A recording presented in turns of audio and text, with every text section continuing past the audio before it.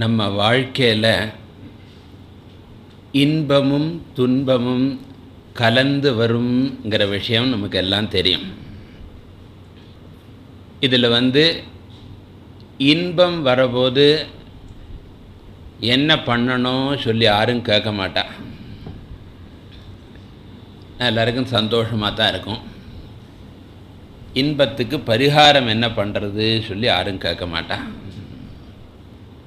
ஆனால் துன்பம் வரபோது, கஷ்டம் வரபோது என்ன பண்ணணும், மனசாந்தி இல்லையே, இதுக்கு பரிகாரம் என்ன பண்ணுறது, என்ன வழி சொல்லி எல்லாரும் கேட்பா. இதில் நமக்கு ஒரு சிக்கல் இருக்குது. என்ன சிக்கல் சொன்னால், இன்பத்தில் இருக்கிற போது யாரும் துன்பத்தை பற்றி நினைக்கிறதும் இல்லை. துன்பம் வரபோது என்ன பரிகாரம் பண்ணணுங்கிறத யோசிக்கிறதும் கிடையாது. இன்பத்திலேயே தே ரிமைன் லாஸ்ட், அதிலேயே மூழ்கி போயிடுறாங்க. இப்போ இன்பத்தில் இருக்கிற போது துன்பத்துக்கு பரிகாரம் யாரும் தேடுறது கிடையாது. சரி, துன்பத்தில் இருக்கிற போது துன்பத்துக்கு பரிகாரம் தேடலாமோன்னு பார்த்தா, துன்பத்தில் இருக்கிற போது ஒரு மனுஷனுக்கு ஒன்றுமே பண்ண முடியாது.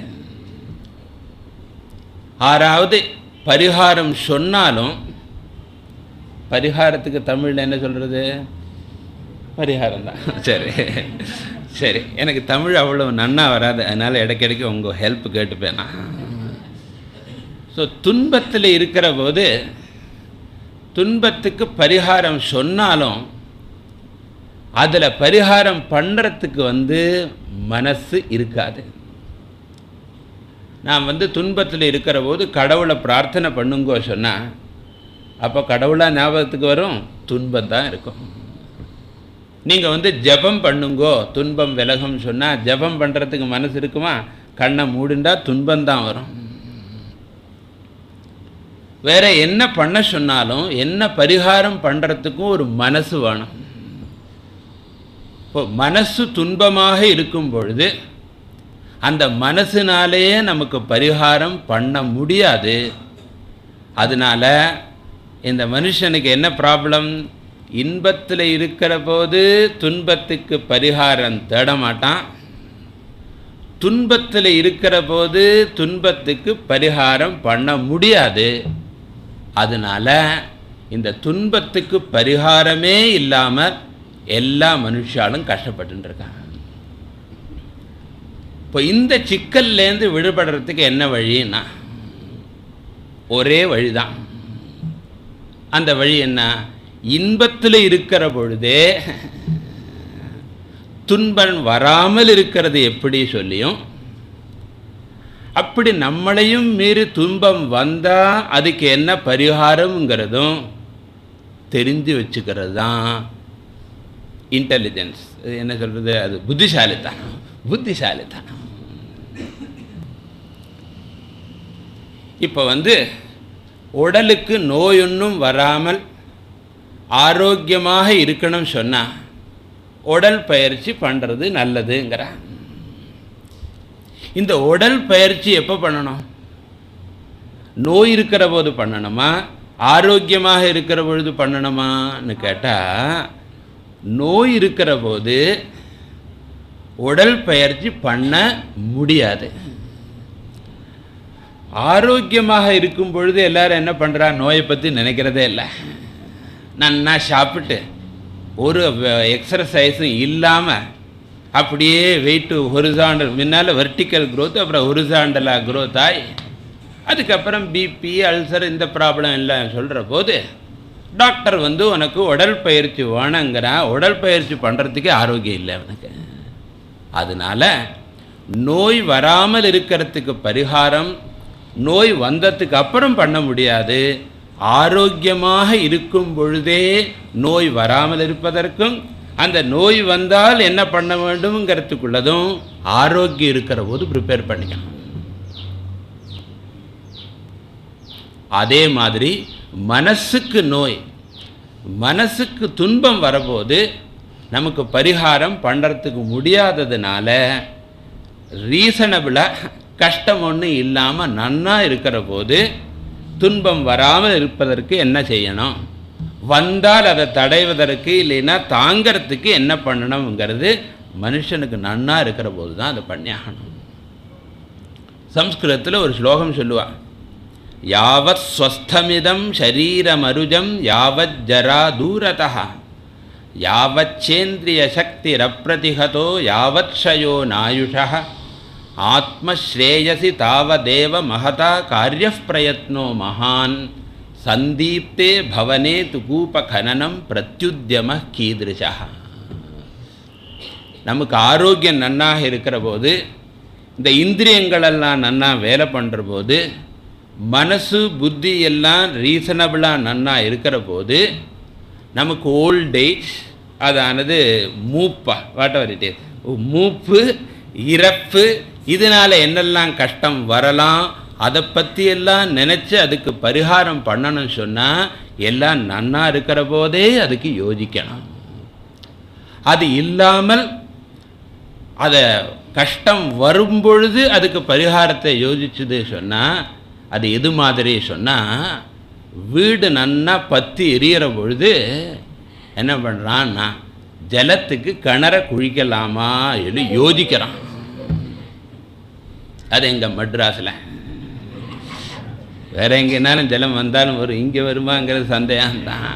இப்போ வீடு பற்றி எரியும் பொழுது கிணறு குழிக்கிறதுக்கு ஒருத்தன் யோசித்தான்னு சொன்னால் எவ்வளவு அசட்டுத்தனமோ, என்னது எவ்வளவு பைத்தியக்காரத்தனமோ, அதுபோலத்தான் கஷ்டம் வரும் பொழுது பரிகாரம் தேடுறதுங்கிறது ஒர்க் பண்ணாது. இதுக்கு ஒரு கதை சொல்லுவாள், எல்லோரும் கதை பிடிக்கும், அதனால சின்ன கதை சொல்லிவிடுறேன். அதானது ஒரே ஒரு ஊரில் ஒரே ஒரு ராஜா கதை தானே வரும். அங்கே ஒரு புதிய சிஸ்டம், நம்மளை மாதிரி எலெக்ஷன் அசம்பிளி இதெல்லாம் கிடையாது. அப்படியெல்லாம் இருந்தால் என்ன குட்டிச்சவராகன்னு சொல்லி பார்த்துட்டு இருக்கோம் நம்ம பார்லிமெண்ட்டில். அதில் என்ன சொன்னால், எந்த ராஜாவானாலும் 5 ஆண்டுகள் அவனுக்கு ராஜ்யத்தை என்ன சொல்கிறது ரூல் பண்ண முடியும், ஆட்சி ஆள முடியும். இந்த 5 வருஷம் நன்னா சந்தோஷமாக ராஜாங்கமாக வாழலாம். ஆனால் ஒரு நிபந்தனை, இந்த 5 வருஷம் முடிஞ்சதும் அந்த ஊர்லேயே ஒரு நதிக்கு அக்கறையில் ஒரு பெரிய காடு இருக்குது. அந்த காட்டில் அந்த ராஜாவை விட்டுட்டு வந்துடுவான். அந்த காட்டுக்கு அந்த பக்கமும் போக முடியாது, திருப்பி நாட்டுக்கும் வர முடியாது, ஏன்னா பெரிய நதி இருக்குது. அந்த காட்டில் எல்லா வன்னிய மிருகங்கள்ங்கிறதுக்கு என்ன எல்லாம் இருக்குது, எல்லா விதமான அனிமல்ஸும் இருக்குது அதில். அது நேச்சுரலாக அவன் எல்லாம் கடித்து தின்னு சாக வேண்டியது தான். இப்போ 5 வருஷம் நன்னா வாழலாம், ஆனால் அதுக்கு அனுபவித்து போகணும். யார் வேணால் ராஜாவாக முடியும், ஆனால் இந்த ஒரு நிபந்தனை தான். இப்போ நிறைய பேருக்கு ராஜாவாகணுங்கிற ஆசை இருக்குது, நான் நன்னா வாழலாமே சொல்லி. ஆனால் 5 வருஷம் நன்னா வாழ்ந்தாலும் அதுக்கப்புறம் கஷ்டப்பட்டு போகணும். அதில் செலவங்கள்லாம் என்ன பண்ணால், சரி பரவாயில்ல அப்புறமா கஷ்டப்பட்டாலும் இருக்கிற போது நன்னா வாழலாமே சொல்லி ராஜாவாக சில பேர்கள் அவங்க அதுக்கு போனான். ஆனால் என்னாகும், முதல் ஆண்டில் நன்னா வாழ்வா, 2வது ஆண்டு 3வது ஆண்டு நன்னா அனுபவித்து வாழ்ந்தா, 4வது ஆண்டு வந்ததுமே நினப்பு வந்துடும். 5வது ஆண்டு முடிஞ்சால் அங்கே போகணும் காட்டு தான். நாட்டில் இருந்தாலும் நினைப்பெல்லாம் காடு தான். அதுக்கப்புறம் 5வது ஆண்டு வரபோது ஒரே பயம். அதுக்கப்புறம் 5வது ஆண்டு முடிஞ்சதும் அந்த ஆளுகள்லாம் அவனை இழுத்துண்டு ஒரு போட்டில் வச்சு, அவன் வரமாட்டேன் என்ன விட்டுடுங்கோ சொல்லி அழ அவனை கரகரான்னு இழுத்து முதல்ல கட்டி போட்டு, அந்த போட்டும் இது முங்கி போனாலும் முங்கி போகும், அவ்வளோ யூஸ்லெஸ் போட்டு. ஏன்னான்னு கேட்டினா அவன் ஏற்கனவே சாக போகிறான், அவனுக்கு எதுக்கு நல்ல போட்டு சொல்லி ஏதோ ஒரு போட்டில் அழைச்சின்னு போயிட்டு அங்கே விட்டு திரும்பி வந்துடுவான். அதுக்கப்புறம் யாருக்கும் தெரியாது என்ன ஆச்சு சொல்லி அவங்க இருந்து போக வேண்டியதுதான். இப்படி இருக்கும் பொழுது ஒரு ராஜா வந்தான். அந்த ராஜா வந்து நன்னா ஆண்டு நன்னா சந்தோஷமாக இருந்தான். ஜனங்களுக்கு ரொம்ப திருப்தி, அந்த ராஜாவுக்கு ரொம்ப திருப்தி. அதில் வந்து 2 ஆண்டு நன்னா வாழ்ந்தாச்சு. 3வது ஆண்டு வந்தது. ஜனங்கள்லாம் அவனை பார்த்துட்டு இருக்கான். ஆனால் இந்த ராஜா வந்து வித்தியாசமான ராஜாவாக இருக்கான். ஏன் சொன்னால், எல்லா ராஜாவும் 3வது ஆண்டானால கவலை ஆரம்பிச்சுடும். இந்த ராஜா வந்து கவலைப்படுறதே காணும். என்ன சீக்கிரட் யாருக்கும் தெரியலை. அதனால் எல்லாம் என்னவோ இருக்குது, ஒரு இது விஷயம் இருக்குது சொல்லி 3வது ஆண்டாச்சு, கவலை கிடையாது. 4வது ஆண்டு கவலை கிடையாது. 5வது ஆண்டு கவலை இல்லை. அதுக்கப்புறம் 2 நாள் தான் இருக்குது. அவன் அதை விட்டால் கடத்த வேண்டியது தான். அப்போவும் அவன் கவலைப்படாமல் சந்தோஷமாக இருக்கான். அதுக்கப்புறம் கடைசி நாள் வந்தது. இவெல்லாம் நினச்சா அவன் அழப்போறான்னு சொல்லி அப்போவும் சந்தோஷமாக இருக்கான். எல்லாரும் வந்து அவனை கட்டி இழுத்துட்டு போகிறதுக்காக ஆளுகள்லாம் வந்தா. இப்போ ராஜா என்ன சொன்ன, என்னேந்து கட்டி இழுக்கணும், நான் தான் வரப்போகிறேன், நீங்கள் ஒன்றும் தொடவே கூடாது சொல்லி அவனே வந்து ரெடியாக ஸ்டெடியாக வந்தான். அதுக்கப்புறம் இவெல்லாம் வந்து ஒரு ஓட்ட போட்டு, அந்த போட்டில் அவனை உட்காரத்துக்கு வைக்க சொன்னால் அவன் சொன்னான், நான் இன்னும் ராஜா தான், நீங்கள் இது மாதிரி போட்டு யூஸ்லெஸ் போட்டெல்லாம் கொண்டு வந்தால் நான் ஏற மாட்டேன், நல்ல போட்டு கொண்டு வாங்க. இதுவரை யாரும் இது மாதிரி கேட்டதே இல்லை. என்ன அவங்களுக்கெல்லாம் ஏற்கனவே அந்த டைம்லேயே போயாச்சவா, தே ஆர் டைட் ஆல்ரெடி. அதனால் போட்டையாவது அதெல்லாம் பார்த்துட்டு இருக்க போகிறாளான்னா. ஒருத்தனை ஹேங் பண்ண போகிறான்னா அந்த கயர் எந்த ஊரில் உண்டாகுது எல்லாம் பார்க்க போகிறான்னா, நான் உசுரே போக போகிறது அவனுக்கு. இவன் வந்து என்ன பண்ணுறான், அந்த போட்டு நல்ல போட்டை கொண்டு வர சொல்லி அதில் ஜம்முன்னு உட்காந்தான். இவாள் யாரும் என்னை தொடவே கூடாது, நான் தான் வரப்போகிறேன். அதுக்கப்புறம் இவாளுக்கு பொறுக்கவே இல்லை. என்ன காரணம், ராஜாவோட சீக்கிரட் என்னான்னு அந்த போட்டில் போகிற போது கேட்டா, எப்படி நீ இப்படி சந்தோஷமாக இருக்கேன்னு கேட்டா. அவன் சொன்னான், நான் 5 ஆண்டு வாழற போதே எனக்கு தெரியும், 5 ஆண்டு முடிஞ்சால் காட்டுக்கு போகணும் எனக்கு தெரியும். அதை நன்னா யோசித்து வச்சுருந்தேன். நான் அதனால் என்ன பண்ணேன், நான் ராஜாவாக இருக்கிற போதே முதல் ஆண்டில் அந்த காட்டில் இருக்கிற நிறைய மரங்களை எல்லாம் வெட்டி அங்கே ஒரு பெரிய நாடாக பண்ணிவிட்டேன். ஒரு வருஷம் எல்லாம் மரத்தை வெட்டி க்ளீன் பண்ணியாச்சு. இன்னொரு வருஷம் வந்து எல்லாம் ரோடு, பில்டிங், ஸ்கூல்ஸ், காலேஜஸ் எல்லாம் கட்டிவிட்டேன். ஏன்னா நான் ராஜா, பணம் என் கையில் தானே, எல்லாம் பண்ணிவிட்டேன். 3வது வருஷம் வந்து ஜனங்கள் யாருக்கெல்லாம் அந்த இடத்துல மாறுறதுக்கு இஷ்டம் இருக்கோ அவள்லாம் அந்த நாட்டுக்கு வாருங்கோ சொல்லி ஜனங்கள் எல்லாம் ஃபில்லப் பண்ணிவிட்டேன். 4வது ஆண்டில் அந்த ராஜ்யத்தை ரூல் பண்ணுறதுக்கு என்னெல்லாம் மினிஸ்டர்ஸ் வேணுமோ, போலீஸோ எல்லாம் அதெல்லாம் 4வது ஆண்டு தயார் பண்ணி அனுப்பிச்சாச்சு. 5வது ஆண்டு நானே திருப்பி அங்கே ராஜா வரத்துக்கு இவா என்னெல்லாம் என்னை வெல்கம் பண்ணுறதுக்கு என்னெல்லாம் அரேஞ்ச் பண்ணுமோ அதெல்லாம் பண்ணி மாலை, பூர்ண கொம்பம் எல்லாம் ரெடி பண்ணி வச்சாச்சு.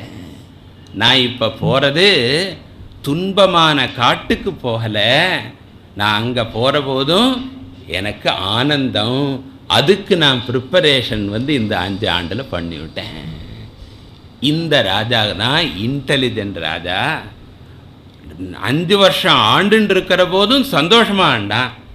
ஆனால் அதில் வந்து அது முழுகி மறக்காமல் 5 வருஷத்துக்கு அப்புறம் என்னங்கிறதையும் யோசிச்சு அதுக்கு பரிகாரமும் பண்ணிண்டான்.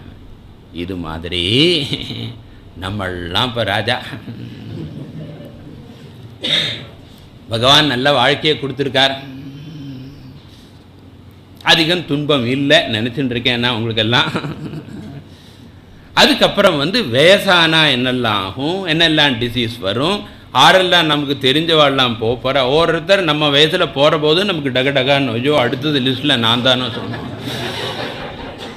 Any friend disappearing buck buck. அதுக்கப்புறம் நமக்கு என்னெல்லாம் டிசீசஸ் வருமோ, நமக்கு மரணம் இப்படி இருக்குமோ சொல்லி 1008 ப்ராப்ளம்ஸ் வரலாம்.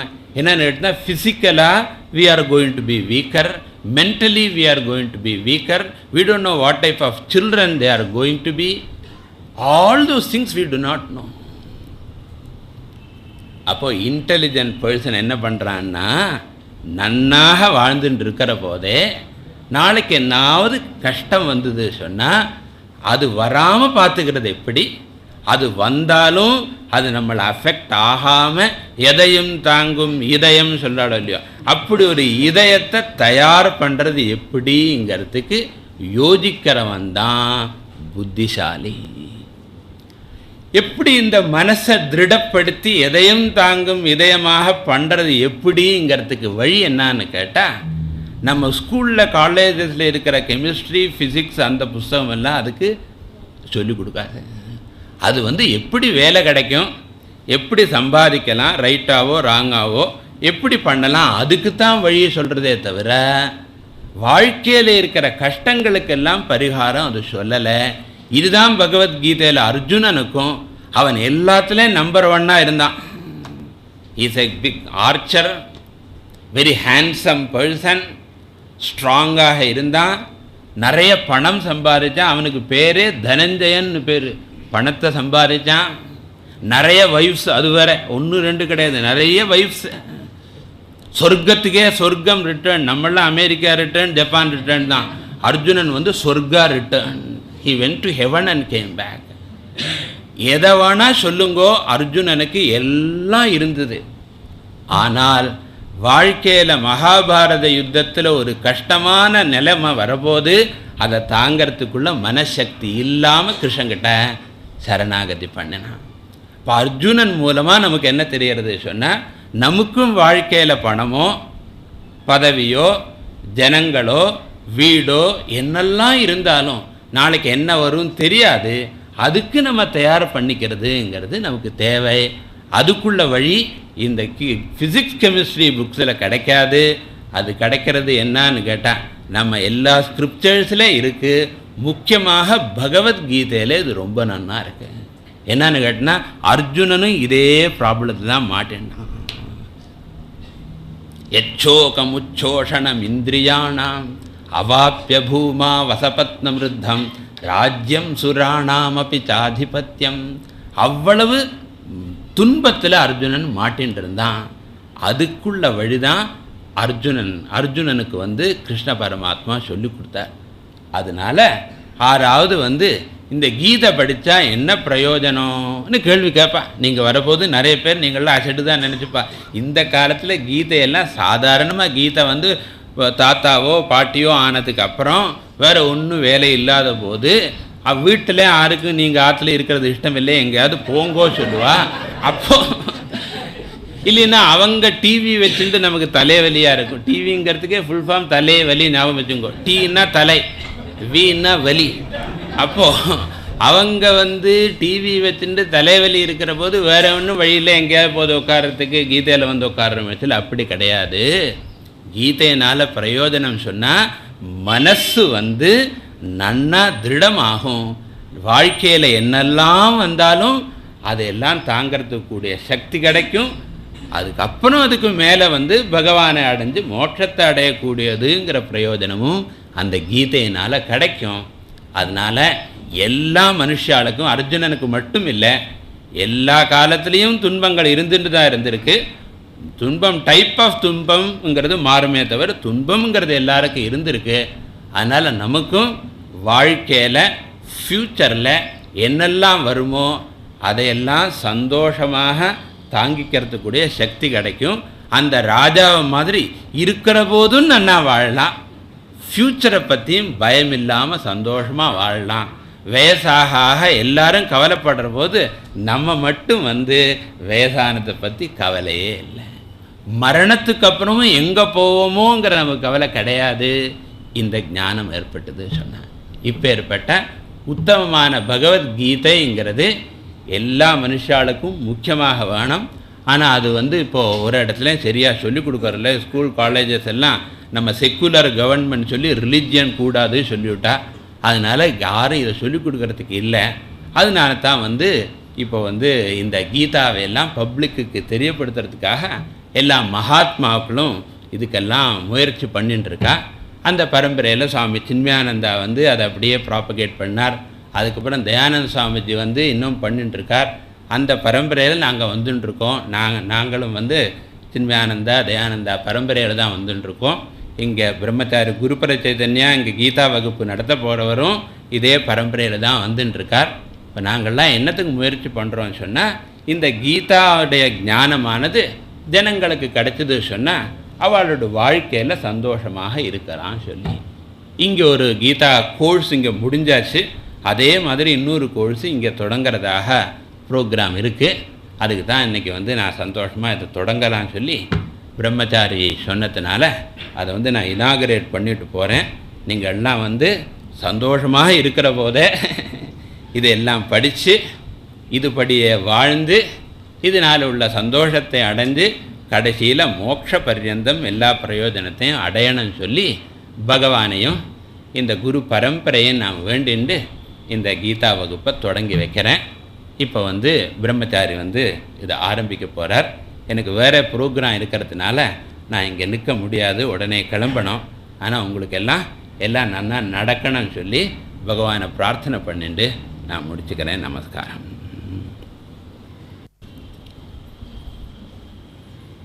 குருர் பிரம்மா குருர் விஷ்ணு குருர் தேவோ மகேஸ்வரः குருரேவ பரம் பிரம்ம தஸ்மை ஸ்ரீ குரவே நமः. மூகம் கரோதி வாசாலம் பங்கும் லங்கயதே கிரிம் யத்கிருபாதமகம் வந்தே பரமானந்தமாதவம். வருணேந்திரருத்ரமருதः स्तुन्वन्ति दिव्यैस्तवैः वेदैः साङ्गपदक्रमोपनिषदैः गायन्ति यं सामगाः.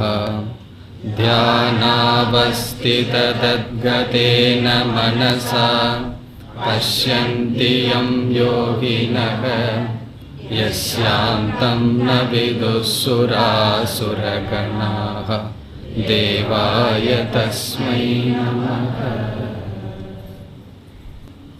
சுவாமிஜி அவர்களுடைய திருவடிகளை வணங்கி துவங்குகின்றேன்.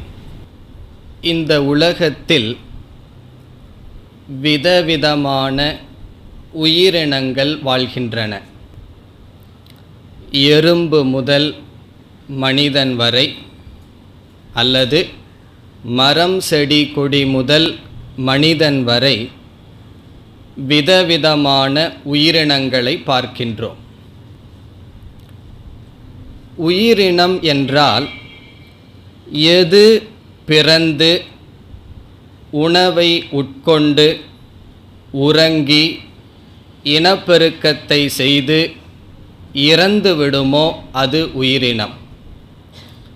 அப்படி பார்க்கையில் விதவிதமான உயிரினங்களை நாம் பார்க்கின்றோம். இந்த உயிரினங்கள் அனைத்திலுமே மனிதனை உயர்வாக நாம் கருதுகின்றோம். உயிரினம் என்பதற்கு சமஸ்கிருதத்தில் ஜீவக என்று அழைக்கப்படுகின்றது. ஜீவக என்றால் ஜீவதி இதி ஜீவக, எது உயிர் வாழ்கின்றதோ அது ஜீவன். இந்த உயிர் வாழ்கின்ற கூட்டத்திற்கு ஜீவராசி என்று சொல்கின்றோம். இந்த ஜீவராசிகளுக்குள் மனிதன் மேலானவன், உயர்ந்தவன் என்று பெரியவர்களுடைய கருத்து. அதனால்தான் ஜந்தூனாம் நரஜென்ம துர்லபம் என்கிறார்கள். அரிது அரிது மானிடராய் பிறத்தல் அரிது என்று கூறுகிறார்கள். எல்லா மிருகங்களும் எல்லா ஜீவராசிகளும் இருக்கும் பொழுது எப்படி மனிதனை மட்டும் நாம் உயர்வாக சொல்ல முடியும் என்ற சந்தேகம் வரும் பொழுது, மற்ற மிருகங்கள் ஜீவராசிகளும் பிறக்கின்றது, மனிதனும் பிறக்கின்றான். மற்ற ஜீவராசிகள் உணவை உட்கொள்கின்றது, அதையே மனிதனும் செய்கின்றான். மற்ற ஜீவராசிகள் உறங்குகின்றது, இனப்பெருக்கம் செய்கின்றது, மடிந்து விடுகின்றது. மனிதனும் அதைத்தானே செய்கின்றான். அப்படியென்றால் எந்த விதத்தில் மனித சரீரம், மனிதன் என்ற ஜீவராசி உயர்ந்தவன் ஆவான் என்ற கேள்வி வரும்பொழுது, உறங்குதல், உணவு உட்கொள்ளுதல், பிறத்தல், இறத்தல், இதில் வேறுபாடு இல்லாவிட்டாலும் மனிதனுக்குத்தான் நான் மனிதன் என்ற அறிவு இருக்கின்றது. மற்ற மிருகங்களுக்கு நான் இந்த மிருகத்தை சேர்ந்தவன், நான் இப்படிப்பட்டவன் என்ற அறிவு கிடையாது. இதுதான் மனிதனுக்கும் மற்ற எல்லா ஜீவராசிகளுக்கும் உள்ள வேறுபாடு. மனிதனுக்கு நான் மனிதன் என்ற அறிவு இருக்கின்றது. இதை ஆங்கிலத்தில் செல்ஃப் கான்சியஸ் என்று சொல்வார்கள். தன்னையே தான் பார்க்கின்ற ஞானம் மனிதனுக்கு மட்டும் தான் இருக்கின்றது, எந்த ஜீவராசிகளுக்கும் கிடையாது. அது மட்டுமல்ல, இது உண்மை, இது பொய் என்ற அறிவும் மனிதனுக்குத்தான் வரும். இது சரி, இது தவறு என்ற அறிவும் மனிதனுக்குத்தான் இருக்கின்றது. ஆகவே மற்ற ஜீவராசிகளை காட்டிலும் மனிதனை உயர்வாக சொல்வதற்கு காரணம், மனிதன் ஒரு அறிவு திறனுடன் இருக்கின்றான். அறிவு திறன் என்றால் தன்னையே தான் அறிகின்ற அறிவுடன் இருக்கின்றான். மிருகங்களெல்லாம் தன்னை அறிவதில்லை என்று நமக்கு எப்படி தெரிகின்றது என்றால், நாம் அனுபவத்தில் பார்க்கலாம். மிருகங்களுக்கு தன்னை தான் அறிகின்ற ஞானம் இல்லை என்று. எப்படி என்றால், உங்களுடைய வீட்டில் ஒரு கால் பூனை வளர்த்தி வருகிறீர்கள் என்று வைத்துக்கொள்வோம். ட்ரெஸ்ஸிங் டேபிள் முன்னாடி, கண்ணாடி முன்னாடி நம்ம தான் நின்று பார்க்கின்றோம். எப்பொழுதாவது உங்கள் வீட்டில் இருக்கின்ற பூனையானது கண்ணாடி முன்னாடி நின்று, பூனைக்கெல்லாம் கூட மீசை இருக்கே, எனக்கு எவ்வளவு தூரம் மீசை வந்திருக்கு, நான் எப்படி இருக்கின்றேன் என்று பார்த்ததை பார்த்திருக்கின்றோமா? கிடையாது. பூனையானதோ நாயானதோ கண்ணாடி முன்னாடி நின்று நான் தான் அதற்குள் இருக்கின்றேன் என்று பார்க்காது. நீங்கள் அப்படி ஒரு கண்ணாடியை வைத்தால் அது என்ன நினைக்கும்? அதோடு போராடும். ஒரு சின்ன கண்ணாடி வச்சா பறவை வந்ததுன்னா அதை கொத்தி போராடும். அதற்கு தெரியாது நான் தான் அந்த கண்ணாடியில் இருக்கின்றேன். இதிலிருந்து என்ன தெரிகின்றது? ஒரு மிருகத்திற்கு தான் தான் அந்த மிருகம் என்று தெரியாது. ஒரு யானைக்கு நான் யானை என்று தெரியாது. ஒரு நாய்க்கு நான் நாய் என்று தெரியாது. ஒரு பூனைக்கு நான் பூனை என்று தெரியாது. ஆனால் ஒரு மனிதனுக்கு நான் மனிதன் என்று தெரியும். அதனால தான் ஒரு மனிதனை பார்த்து நீ கழுதைன்னு திட்டுனா அவனுக்கு கோபம் வருகின்றது. ஏன்? அவனுக்கு தெரிகின்றது நான் கழுதை அல்ல, நான் மனிதன். இப்போ பசுவை நம்ம உயர்வாக நினைக்கிறோம். பசுவிடம் போய் நின்று நீ கழுதைன்னு திட்டுனா பசுவுக்கு கோபம் வருமா? அதற்கு வருவதற்கு காரணமில்லை. காரணம், அந்த பசுவுக்கு தான் பசு என்று தெரியாது. ஒரு கால் அந்த பசுவுக்கு நான் பசு என்று தெரிந்தால் அதை கழுதை என்று அழைத்தால் அதற்கு கோபம் வரும். இதிலிருந்து என்ன தெரிகின்றது? எந்த ஜீவராசிகளுக்கும் தன்னையே அறிதல் என்பது கிடையாது. மனிதன் மட்டும் தன்னையே தான் அறிகின்றான். இந்த அறிவு திறன் இயற்கையாக மனிதனுக்கு கொடுத்திருக்கின்ற காரணத்தினால் மனிதன் மற்ற ஜீவராசிகளை விட உயர்வாக கருதப்படுகின்றான். உண்மையில் உயர்ந்தவன் ஆகின்றான். இப்பொழுது இந்த அறிவு திறனை பயன்படுத்தி மிருகங்கள் வாழ்கின்ற வாழ்க்கையை விட இந்த அறிவினால் மனிதன் என்ன பிரயோஜனத்தை அடைகின்றான் என்று இப்பொழுது பார்ப்போம். தன்னையே தான் அறிகின்ற இந்த ஞானத்தினால் மிருகங்களிடம் இல்லை, அது மனிதனிடம் இருக்கின்றது என்று சொன்னோம். அது இருக்கட்டுமே, அதனால் எப்படி மனிதன் உயர்ந்தவன் என்று கேட்டால், இந்த அறிவினால் மனிதன் மிருகத்தை காட்டிலும் எந்த விதத்தில் உயர்வான வாழ்க்கையை நடத்துகின்றான். என்பது இப்பொழுது நம்மளுடைய விசாரம். அதாவது அட்வான்டேஜ் ஆஃப் திஸ் நாலேஜ், இந்த அறிவினுடைய பிரயோஜனம் என்ன? அதற்கு விளக்காசிரியர் ஒருவர் முதல் பிரயோஜனம் சொல்றார். இந்த மனிதனுக்கு இந்த அறிவு இருப்பதனால் சாசனம் நடைபெறுகின்றது. சாசனம் என்றால் எல்லா மிருகங்களையும் அல்லது இந்த பிரபஞ்சத்தையே மனிதன்தான் ஆள்கின்றான். சுவாமிஜி சொன்னார்கள் ஆட்சி என்று. அந்த ஆட்சியை மனிதன் செய்கின்றான். காரணம் இந்த அறிவு அவனுக்கு இருக்கின்ற காரணத்தினால்.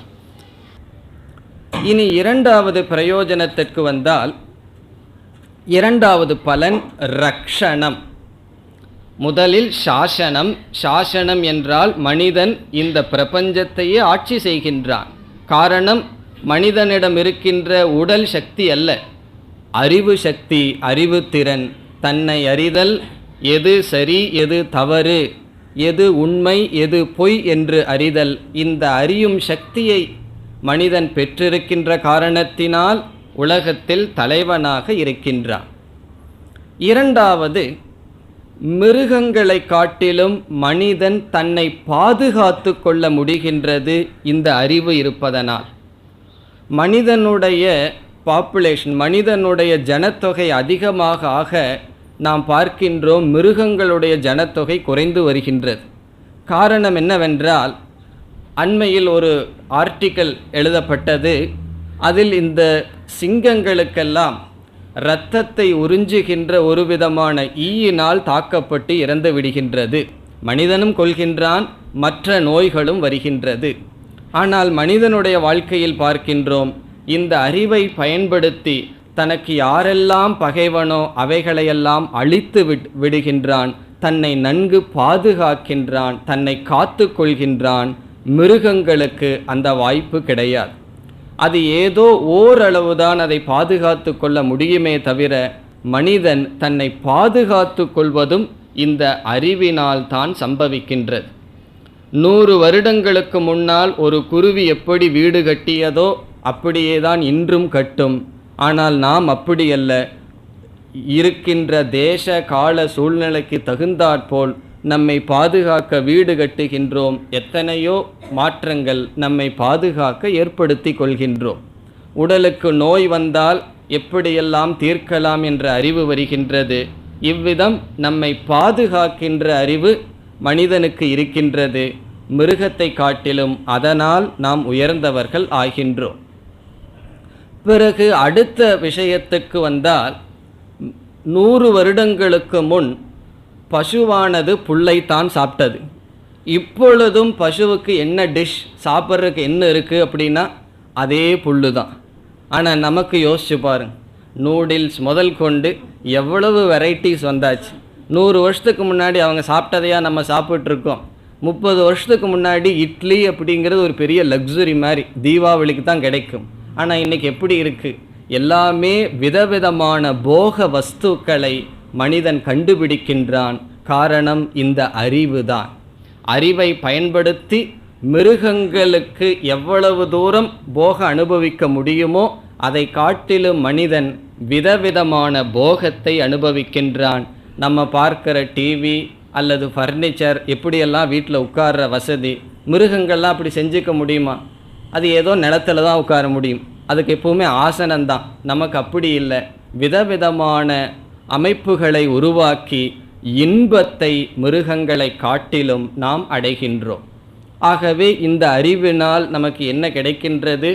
போகம் எவ்வளவு அதிகமாக அனுபவிக்க முடியுமோ அதை மனிதன் இந்த அறிவினால் அனுபவிக்கின்றான். அடுத்ததாக, மிருகங்களுக்கு சமுதாயம் என்று ஒன்று கிடையாது. ஆனால் மனிதர்கள்தான் சமுதாயத்தை உருவாக்கி இது சரி இது தவறு, இது நியமம் இது நியமம் அல்ல என்று வாழ்கின்றான். மிருகங்களுக்கு அப்படி அல்ல. இவ்விதம் இந்த அறிவினால் என்னென்ன பலன் என்று நாம் சொல்லிக்கொண்டே போனால், நாம் சிந்திக்க சிந்திக்க எந்தெந்த விதத்தில் மிருகங்களை காட்டிலும் நாம் மேன்மையானவர்கள், மேலானவர்கள் என்பது சித்திக்கும். ஆகவே இதுவரை நம்ம என்ன பார்த்தோம்? மிருகங்கள் மனிதன், மிருகங்கள் என்றால் எல்லா ஜீவராசிகள், மனிதன் உயர்ந்தவன். காரணம் தன்னையே அறிகின்ற அறிவுத்திறன் என்று பார்த்தோம். இந்த அறிவுத்திறனால் மனிதன் மிருகங்களை காட்டிலும் தன்னை பாதுகாத்து கொள்வது, மற்றவர்களை ஆட்சி செய்தல், இன்பங்களை அனுபவிப்பது, இவைகளையெல்லாம் மிருகங்கள் அனுபவிக்காததை அனுபவிக்கின்றான் என்று பார்த்தோம். இனி நாம் அடுத்த கருத்திற்கு செல்கின்றோம். நம்மையே நாம் அறிகின்ற இந்த அறிவை நமக்கு கொடுத்திருக்கின்ற காரணத்தினால் மிருகங்கள் அனுபவிக்காத கஷ்டங்கள் ஏதாவது அனுபவிக்கின்றமா என்பதுதான் அடுத்த நம்முடைய கேள்வி. இன்றைக்கி என்னுடைய ப்ரிப்பரேஷனும் சாமிஜியினுடைய ப்ரிப்பரேஷனும் கரெக்டாக ஒன்று தான். சாமிஜி என்ன கன்க்ளூஷன் பண்ணுறாங்களோ அதுக்கு தான் நானும் கன்க்ளூஷனுக்கு வரப்போகிறேன். மிருகங்கள் அனுபவிக்காத துயரம் மனிதன் அனுபவிக்கின்றானா? எதனால்? தன்னை தான் அறிகின்ற இந்த அறிவினால் ஏதாவது துன்பம் வருகின்றதா என்று விசாரம் செய்தால், முதலில் பயம் என்கின்ற துயரத்தை மனிதன் அனுபவிக்கின்றான். மிருகங்கள் பயப்படுகின்றது. பகவான் மிருகங்களை எவ்வளவு தூரம் பயங்கிற உணர்வில் வச்சிருக்கார் என்றால், தன்னை பாதுகாத்து கொள்வது களவாத்தான் பயம் மிருகத்துக்கு இருக்கே தவிர, நான் சில வருடங்களுக்கு பிறகு இறந்து விடுவேன், பிறகு எனக்கு நோய் வந்துவிடும், இப்படிப்பட்ட எதிர்காலத்தை பற்றிய பயம் மிருகங்கள் அனுபவிப்பது கிடையாது. எப்பாவது நம்ம பார்த்துருக்கிறோமா? வீட்டில் இருக்கிற நாயோ பூனையோ ரொம்ப சீரியஸாக உட்காந்து இன்னும் கொஞ்ச நாளில் நான் செத்து போயிடுவேன், எனக்கு கொஞ்சம் நோய் வந்துடும்னு அழுதுட்டுருக்கிறத நம்ம பார்க்க முடியாது. ஆகவே எதிர்காலத்தை குறித்து எனக்கு மரணம் வந்துவிடுமோ, எனக்கு நோய் வந்துவிடுமோ என்கின்ற பயம், இதை இங்கிலீஷில் இன்செக்யூரிட்டின்னு சொல்கிறது. இதை மிருகங்கள் அனுபவிப்பது கிடையாது.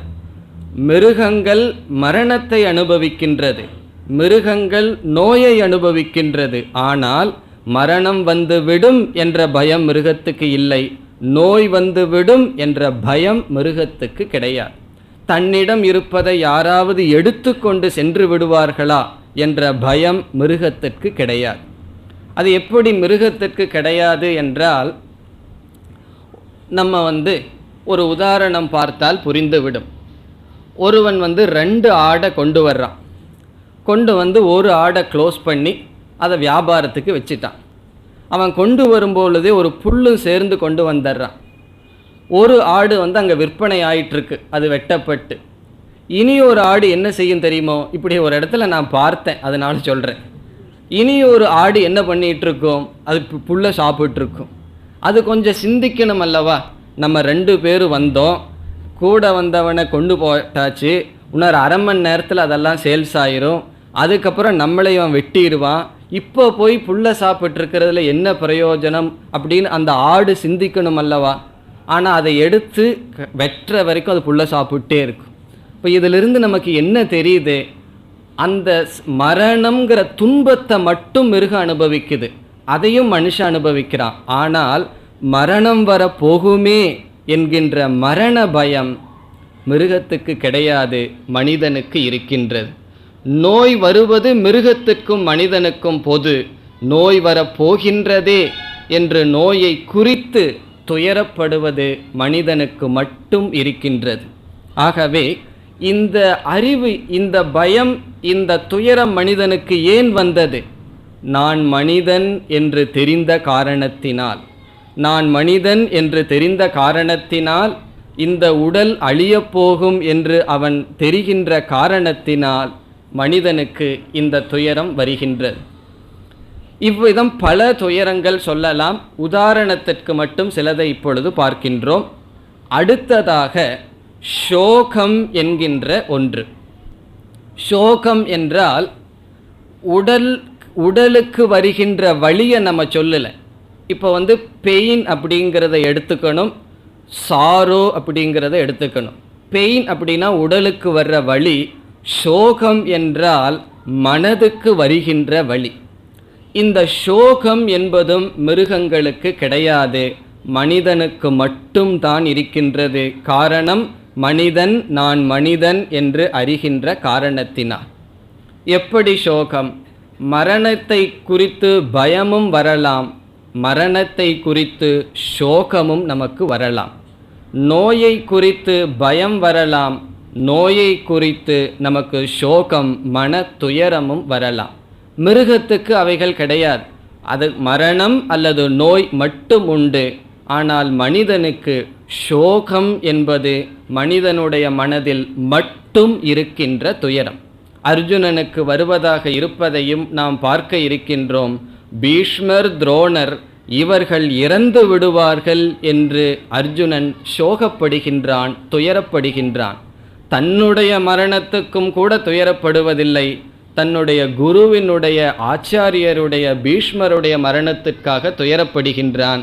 சில சமயம் நம்ம அப்படி சொல்லுவோம், எனக்கு வந்துட்டா பரவாயில்ல, நான் கஷ்டப்பட மாட்டேன். யாருக்காவது தான் ரொம்ப விரும்புபவர்கள் அவர்களுக்கு வரக்கூடாது என்று சொல்லி நாம் என்ன செய்கின்றோம்? துயரத்தை அனுபவிக்கின்றோம், சோகத்தை அனுபவிக்கின்றோம். அது மட்டுமல்ல, மனிதர்கள் தான் மனிதன் என்று தெரிந்த காரணத்தினால் ஒரு சம்பந்தத்தை உருவாக்கி சமுதாயத்தில் வாழ்ந்து வருகின்றோம். வேறொரு மனிதர்களோடு நாம் உறவு வைத்திருக்கின்றோம்.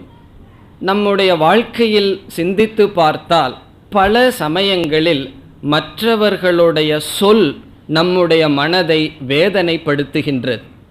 மற்றவர்களுடைய சொல், பிறகு நம்முடைய சொல் மற்றவர்களிடம் வேதனையை உண்டு பண்ணி நாமளே வேதனைப்படுகின்றோம். மிருகங்களுக்கு இந்த துயரம் கிடையாது. மிருகத்தை நம்ம நிந்தனை செய்தால் அது துயரப்படாது. ஒரு மிருகத்திடம் போய் கண்டபடி திட்டுறீங்கன்னு வச்சுக்கோ, அது ஏதாவது துயரப்படுமா? நம்ம எஜமானனே இப்படி திட்டானேன்னு சொல்லி. ஆனால் நமக்கு மிக வேண்டியவர்கள் நம்மை திட்டிவிட்டால், நிந்தனை செய்தால், அந்த சொல் நமக்கு சோகத்தை கொடுக்கின்றது. இப்படிப்பட்ட சோகமானது மிருகங்களுக்கு இல்லை, மனிதனுடைய மனதில் மட்டும் அனுபவிக்கப்படுகின்றது. இந்த சோகத்திற்கு நாம் எவ்வளவு காரணம் வேண்டுமானாலும் கொடுக்கலாம். அந்த காரணம் சரியா தப்பா என்பது இப்பொழுது விசாரம் அல்ல. சோகம் என்பது மனிதன் அனுபவிக்கின்றான். வலி வேறு, உடம்புக்கு வருகின்ற நோய் வலி, இதற்கு அப்பாற்பட்ட ஒரு துயரத்தை மனிதன் அனுபவிக்கின்றான். பிறகு அடுத்ததாக சென்றால், பொறாமை என்கின்ற உணர்வை மனிதர்களுக்குள் மட்டும் நாம் பார்க்கலாம். மிருகங்களுக்கெல்லாம் பொறாமை கிடையாது. அதற்கு பொறாமைப்படுவதற்கு தெரியாது. காரணம் என்ன? தான் இந்த ஜாதியை சேர்ந்தவன், இப்படிப்பட்டவன் என்று தெரிந்தால்தானே மிருகம் பொறாமைப்படும். இப்போ ஆஸ்திரேலியாவிலிருந்து ஜெர்சி கவ்வா ஏதோ ஒரு மாடு இங்கே வந்திருக்குதுன்னு வச்சுக்கோ, அதை இங்கே ஏசி ரூமில் வச்சுருக்காங்க. நம்ம லோக்கல் மாடு அதை பார்த்து பொறாமைப்படுமா? உனக்கு எவ்வளோ சௌரியமாக இருக்குது, நான் இங்கே இருக்கேன் அப்படின்னு சொல்லி.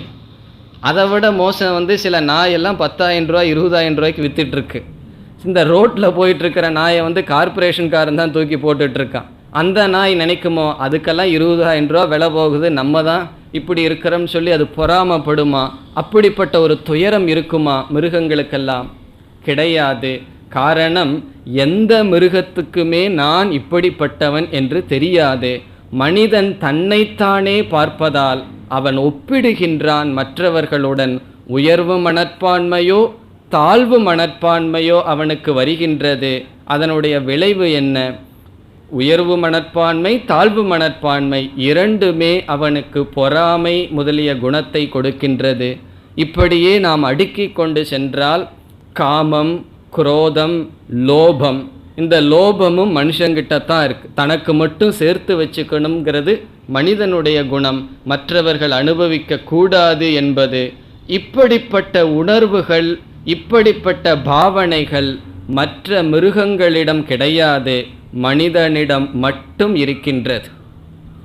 இப்பொழுது அடுத்த கேள்வி, இப்படிப்பட்ட துயரத்திலிருந்து விடுதலை அடைவதற்கு என்ன செய்வது? இப்போ மிருகங்கள் இருக்கின்றதுன்னு பார்த்தோம், அவைகளுக்கெல்லாம் இந்த கஷ்டம் கிடையாது. மனிதனுக்கு மட்டும் பயம், சோகம், அசூயா, அசூயா என்றால் பொறாமை, குரோதம், காமம், இப்படிப்பட்ட குணங்கள் இருந்து துயரப்படுகின்றான் என்று பார்த்தோம். அப்படி என்றால் இந்த துயரத்திலிருந்து விடுதலை அடைவதற்கு என்ன செய்யலாம்? மிருகம் மாதிரி மாறிடலாமேன்னு நமக்கு தோணும். அதுதானே சொல்யூஷன்.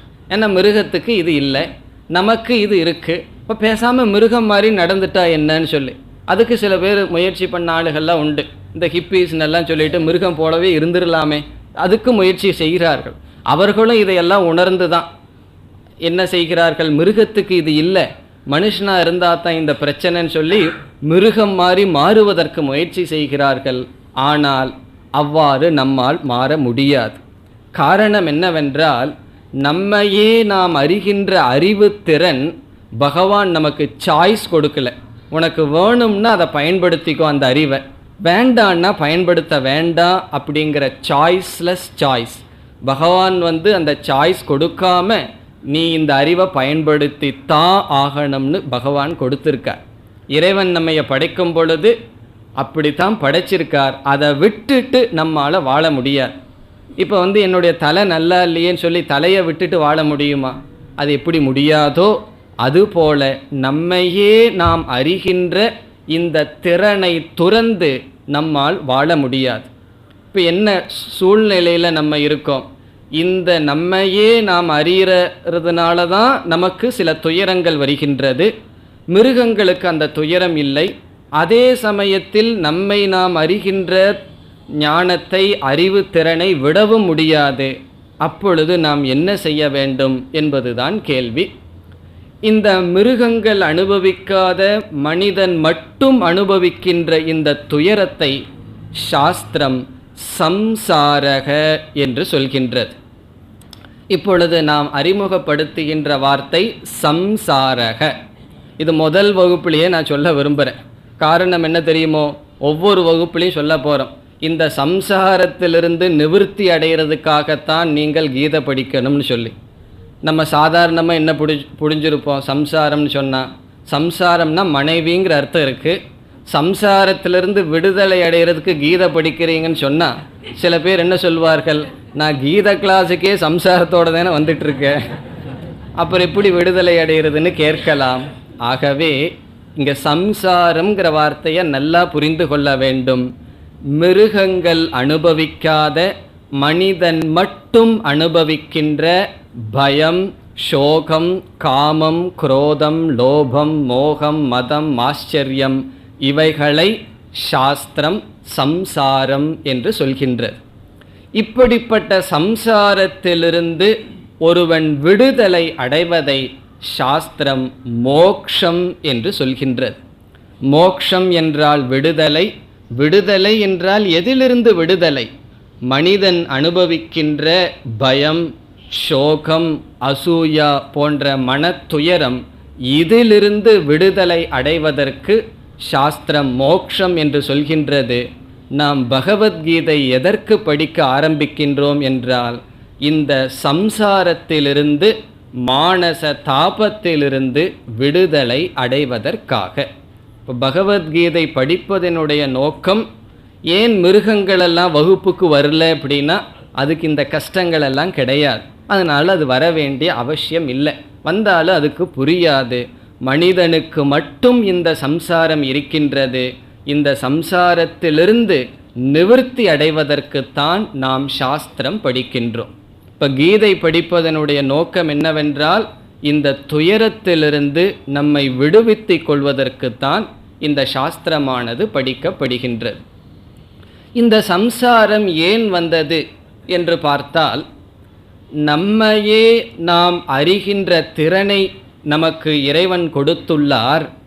அந்த திறனை நாம் முழுமையாக பயன்படுத்திவிட்டால் இந்த சம்சாரமானது நிவர்த்தி அடையும். நம்மையே நாம் அறிகின்ற திறனை வைத்து நம்மை நாம் தவறாக அறிந்துள்ளோம் என்று சாஸ்திரமானது கூறுகின்றது. நம்மை நாம் அறிகின்ற சக்தி நமக்கு இருக்கின்றது. ஆனால் அதை தவறாக அதை பயன்படுத்திய காரணத்தினால் நமக்கு அந்த திறன் மோட்சத்தையும் சுகத்தையும் கொடுப்பதற்கு பதிலாக துயரத்தை, சம்சாரத்தை நமக்கு அந்த அறிவானது கொடுத்துள்ளது. ஆகவே நம்மை நாம் அறிகின்ற இந்த விவேகம்தான் நமக்கு கேபிட்டல், அதுதான் நமக்கு மூலதனம். இதை வைத்து கொண்டுதான் நாம் என்ன செய்ய வேண்டும்? நம்மை யார் என்று சரியாக அறிய வேண்டும். அது மட்டுமல்ல, நம்மை படைத்தவன் யார் என்று அறிய வேண்டும். ஈஸ்வரனை பற்றிய அறிவை அடைய வேண்டும். நம்மை பற்றிய அறிவை நாம் அடைய வேண்டும். பிறகு இந்த உலகத்தை பற்றிய அறிவை நாம் அடைய வேண்டும். இதெல்லாம் எனக்கு ஏற்கனவே அடைந்துள்ளேன் என்றால் நாம் சரியாக அடையவில்லை, விபரீதமாக புரிந்துள்ளோம். ஆகவே சாஸ்திரம் இங்கு நமக்கு சரியான அறிவை கொடுத்து நம்மை சம்சாரத்திலிருந்து விடுவிக்க முயற்சி செய்கின்றது. இப்பொழுது யார், எந்த வயதில் ஒருவர் பகவத்கீதைக்கு வரணும்? ரொம்ப பேர்த்துக்கு அது ஒரு சந்தேகம். கொஞ்சம் வருஷம் ரிட்டையர் ஆனதுக்கப்புறம் பகவத்கீதை படிக்கலாமான்னு சொன்னால் அப்போ சொல்ல வேண்டியதான், ரிட்டையர் ஆகிற வரைக்கும் பயந்துட்டும் சோகப்பட்டுட்டும் இருக்கலாம். இந்த சோகத்திலிருந்தும் பயத்திலிருந்தும் பொறாமையிலிருந்தும் இப்படிப்பட்ட மன துயரத்திலிருந்து எந்த வயதில் ஒருத்தர் விடுதலை அடைய விரும்புகிறாங்களோ அந்த வயதில் அவர்கள் படிக்கலாம். அதுதான் நம்ம பதில் சொல்கிறது. பிறகு யார் படிக்கிறது? ஆணா பெண்ணா, எந்த ஜாதியை சார்ந்தவன் படிப்பவன்? இதற்கெல்லாமே இங்கு இடம் கிடையாது. இது ஒரு பூஜையோ யாகமோ அல்ல. இது நம்முடைய வாழ்க்கையை பற்றியது. கீதை என்பது நம்மை பற்றி பேசுகின்ற சாஸ்திரம். வேறு ஒரு ஸ்லோகம் சொல்லும், சாஸ்திரம் என்பது ஒரு கண்ணாடி. அந்த கண்ணாடியில் நாம் யாரை பார்க்கின்றோம்? கண்ணாடியில் பார்த்தால் அது நம்மையே காட்டுகின்றது. ஆகவே பகவத்கீதை என்பது ஒரு சாஸ்திரம். அந்த சாஸ்திரம் எதை காட்டுகின்றது என்றால் நம்மை, நாம் யார் என்று நமக்கு அறிமுகப்படுத்துகின்றது. இப்பொழுது பகவான் கிருஷ்ணர் அர்ஜுனனுக்கு கிருஷ்ணரை பற்றி அறிவை சொல்லல, அர்ஜுனனை பற்றி அறிவை பகவான் கொடுத்து அர்ஜுனனுடைய துயரத்தை நீக்கினார். இப்போ பகவத்கீதையில் என்ன இருக்கின்றது? நமக்கு வருகின்ற சம்சாரத்தை நீக்குகின்ற உபாயம் இருக்கின்றது. பகவான் கிருஷ்ணருக்கு எங்கிருந்து இந்த அறிவு கிடைச்சது? பகவான் கிருஷ்ணர் எப்படி அல்லது எங்கிருந்து ஒரு அறிவை எடுத்து அர்ஜுனனுக்கு நீக்கினார் என்றால், இது பகவான் கிருஷ்ணருடைய சொந்த புத்தியிலிருந்து வந்ததல்ல. இது பகவான் வேதத்திலிருந்து கருத்தை எடுத்து இந்த உபதேசத்தை செய்கின்றார். ஆகவே பகவத்கீதை என்பது வேதத்தினுடைய சாரம். இப்போ வேதத்தினுடைய சாரம் பகவத்கீதை. இந்த பகவத்கீதையில் மனிதன் மட்டும் அனுபவிக்கின்ற துயரத்தை விடுதலை செய்கின்ற உபாயம் இருக்கின்றது என்று பார்த்தோம். இப்பொழுது கீதையை நன்கு நாம் புரிந்து கொள்ள வேண்டுமென்றால் வேதம் என்ன சொல்கின்றது, வேதத்தினுடைய சாரம் என்ன என்றும் நாம் பார்க்க வேண்டும். ஆகவே நம்முடைய அடுத்த விசாரம் வேதம் என்றால் என்ன, வேதத்தினுடைய சாரம் என்ன, காரணம் என்ன? வேதத்தினுடைய சாரத்தை தான் கிருஷ்ண பகவான் பயன்படுத்துகின்றார். பிறகு அர்ஜுனனுக்கு உபதேசத்தை செய்கிறார். ஆகவே அடுத்த வகுப்பில் சுருக்கமாக வேதத்தினுடைய சாரம் என்ன என்று பார்க்கின்றோம். பிறகு பகவான் அதை எப்படி கையாளுகிறார் என்ற முகவுரையுடன் நாம் நேரடியாக பகவத்கீதையை துவங்க இருக்கின்றோம். அடுத்த வகுப்பு வேதத்தை பற்றிய சில கருத்துக்கள், பிறகு எப்படி இந்த கதை உருவாகியது என்ற சுருக்கமான முகவுரையுடன் ஆரம்பிக்க இருக்கின்றோம். இப்பொழுது இத்துடன் நிறைவு செய்கின்றோம். ஓம் பூர்ணமத பூர்ணமிதம் பூர்ணாத் பூர்ணமுதச்யதே பூர்ணஸ்ய பூர்ணமாதாய பூர்ணமேவாவசிஷ்யதே. ஓம் சாந்தி சாந்தி சாந்தி.